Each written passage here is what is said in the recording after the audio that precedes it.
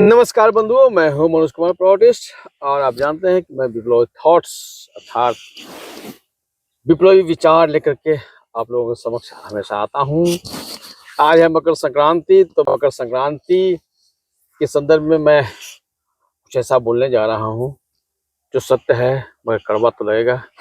जैसे कबीरदास के बारे में कहा जाता है, कबीरदास की उल्टी वाणी बरसे कमल भींगे पानी।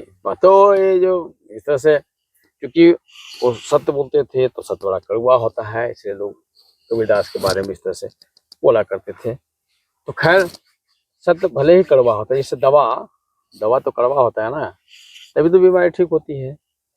तो ये जो मकर संक्रांति है, इसके संदर्भ में मैं ये कहना चाहता हूँ बंधुओं कि ये मकर संक्रांति के पीछे क्या कारण है, तो इसके पीछे क्या थॉट है, क्या विचार है, क्या साइंस है और क्या क्या कहते हैं धार्मिक कारण है, इस सब के बारे में मैं एकदम संक्षेप में कुछ मिनट में क्लियर करने जा रहा हूँ।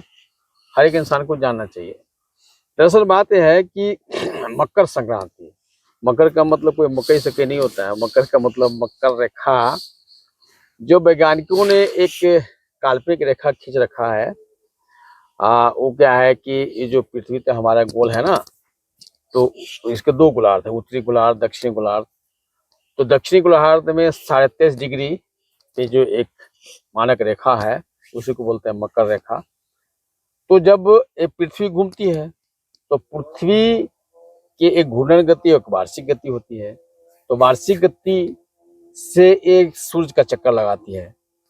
तो सूर्य को एक बार चक्कर लगाने में इसको 365 दिन लग जाता है।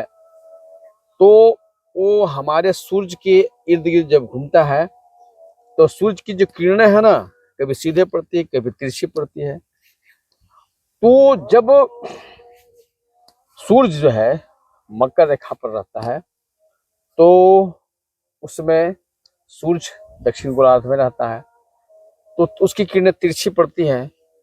तो खासकर जो भारतवर्ष है, नॉर्थ ईस्ट में सूर्य की किरण जो है ना एकदम तिरछी पड़ती है। तो तिरछी पड़ने के कारण तो थोड़ा टेम्परेचर डाउन हो जाता है, तापमान कम होने के कारण क्या है कि ठंड पड़ती है। ठंड पड़ते पड़ते पड़ते नवंबर अक्टूबर से स्टार्ट होता है, नवंबर दिसंबर जनवरी में बहुत ही मतलब खतरनाक ठंड हो जाता है, बर्दाश्त से बाहर होने लगता है। पारा जो है सर 2 डिग्री 3 डिग्री तक चला जाता है, कभी कभी 1 डिग्री तक चला जाता है। तो बड़ा असह्य पीड़ा होता है। तो ये ठीक कि 14 जनवरी को ये जो सूर्य जो है ना मकर रेखा को छोड़ करके वो कर्क रेखा की ओर बढ़ने लगता है।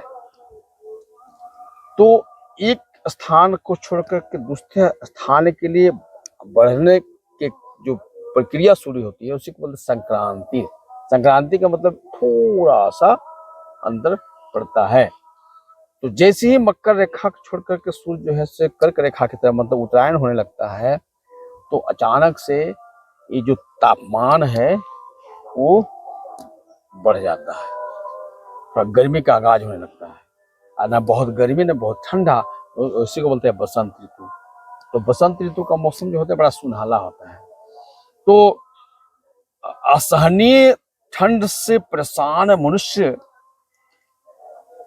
जब 14 जनवरी को सूर्य कर्क रेखा की ओर अग्रसर होने लगता है, तो एक अचानक से जो ऐसा परिवर्तन होता है जलवायु में, वातावरण में, जिसमें गर्मी भी कम ठंड भी कम रहता है, तो मनुष्य आनंद की अनुभूति करता है। तो इसी खुशी में, इसी आनंद को उत्सव के रूप में मकर संक्रांति के दिन 14 जनवरी को लोग बड़ा ही धूमधाम से सेलिब्रेट करते हैं।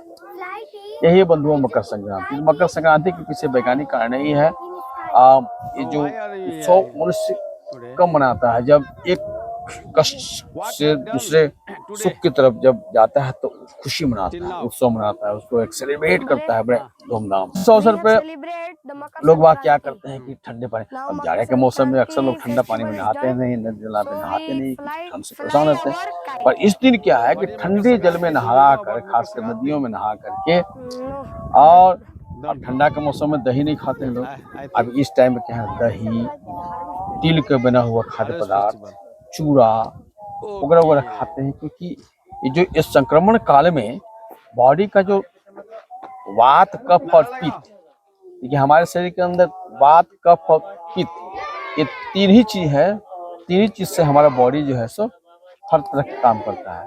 इसका संतुलन बिगड़ जाता है तो बीमारी होती है। तो ये तिल और गुड़ जो है ना, जो नेचुरल गुड़ है, वो क्या करता है कि वात, पित्त, कफ संक्रमण काल में संतुलन बिगड़ने की संभावना ज्यादा रहती है। तो इसको खाने से क्या होता है कि वात, पित्त और कफ का संतुलन बना हुआ रहता है, तो जिसके चलते आदमी स्वस्थ रहता है। तो नहा धोकर के लोग तिल का बना हुआ गुड़, चूड़ा, दही खाते हैं, ताकि ये संक्रमण काल में अचानक से जो है एक ऋतु से दूसरी ऋतु के प्रवेश करने के दरमियान जो हमारे बॉडी में परिवर्तन होते हैं, उसका संतुलन बना हुआ रहे। परंतु यही वैज्ञानिक कारण है।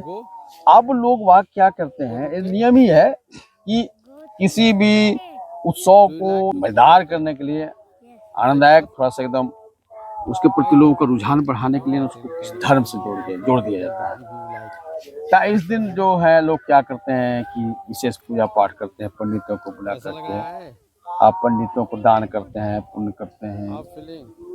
तो अब कई लोग क्या करते हैं, इसमें बहुत सारे ढोंग आडम्बर पाखंड भी जुड़ा हुआ है। नहा करके तिल को छूते हैं। तो तिल को छूने से फायदा वादा होने वाला नहीं, तिल को खाओगे तो फायदा होगा। अब तिल को दान करने से कोई फायदा नहीं होता है। दान करना है तो किसको दान करना है? तो ऐसे व्यक्ति को दान करना है जो दान लेने के पात्र हो, मतलब जो गरीब है, असहाय है, जिसके पास इतनी क्षमता नहीं है, जो वो बेचारे इतने महंगा तिलकुट खरीद सकते हैं, चूड़ा खरीद सकते हैं या दही खरीद सकते हैं, उनको ना, हमारा कुछ शरीर से बहुत मजबूत है, कुड़िया काम नहीं करना चाहता है, उसका फ्री में दे तो ये गलत बात है। हाँ, एक बुजुर्ग आदमी है जो शरीर से थक गया है, मन से थक गया, कुछ कर नहीं सकता, उसको दे सकते हैं। कोई अपाहिज है, उसको दे सकते हैं। और इसी तरह से कुछ ऐसे निडी पर्सन जिसके बारे में आप अच्छी तरह से जान लो कि ये वास्तव में मजबूर है, वैसे लोग को दान करो। ये पंडित जी आपके यहाँ आकर कथा सुनाते हैं या और धर्म के ठेकेदार आकर के भाषण देते हैं, उनको सब दान देने की क्या जरूरत है? अब पंडित जी का काम है ज्ञान बांटना। अब देखना है कि उनके अंदर पांडित्य है कि नहीं है।